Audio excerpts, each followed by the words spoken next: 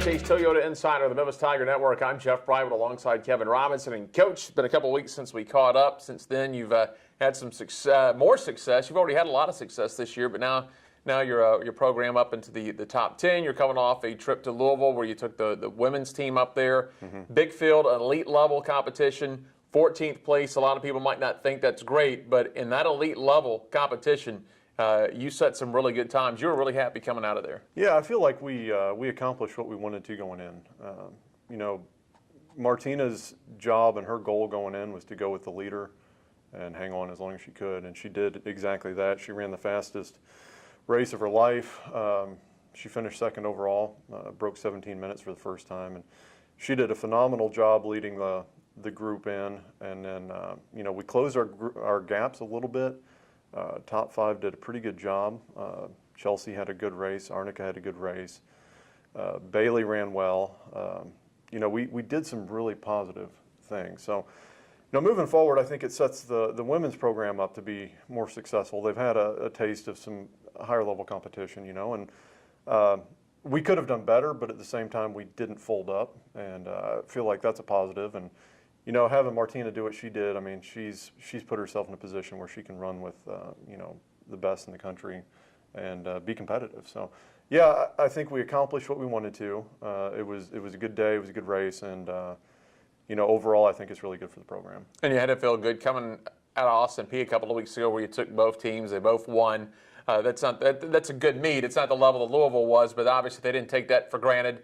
They were happy with their accomplishments, and they took it to the next level up at Louisville. Yeah, again, you know, the goal at Austin Peay was much different than it was at Louisville. We didn't run our top 7 at the Austin Peay meet on the women's side. We did run our guys team because they're just a little bit behind where the girls are right now. You know, that it just is what it is. But, you know, the girls that aren't in that top 7, they came to that meet and they did a great job. I mean, they really stepped up. Paige Sandwell's a freshman for us, and she came out and she performed very, very well at that meet. And you know, we did a really, really good job. It's just, you know, Austin Peay is a much different scenario than our conference meet or the Louisville meet or even the Alabama meet we go to this weekend.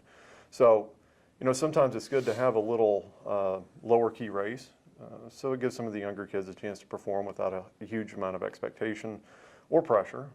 But at the same time, now it's time to step up and face some of that pressure and face some of that expectation. And that's where we're at this week. You know, going into Alabama, this is a big race. It's highly, highly competitive, and we've got to be firing on all cylinders to be competitive. The Crimson Classic you just mentioned down at Tuscaloosa, Alabama is the host. That'll be another, as you mentioned, high level, very good field here. A little bit different course. Going to be a lot of hills, a lot to have to contend with. Yeah, it really is a great course. It's what I consider to be a true cross-country course. It's not track on grass. It's not soccer fields and golf courses. You know, it's we go up some hills, winds, it turns, it goes through the woods. You know, so it is a good course, and it is cross-country. And you know, that's why we do this. If it was track, then we'd be on the oval again. You know, and we faced that at Austin Peay, where there were logs in the logs in the middle of the course and sticks and stumps and, you know, God knows what. It's more of an obstacle course. It was, yeah.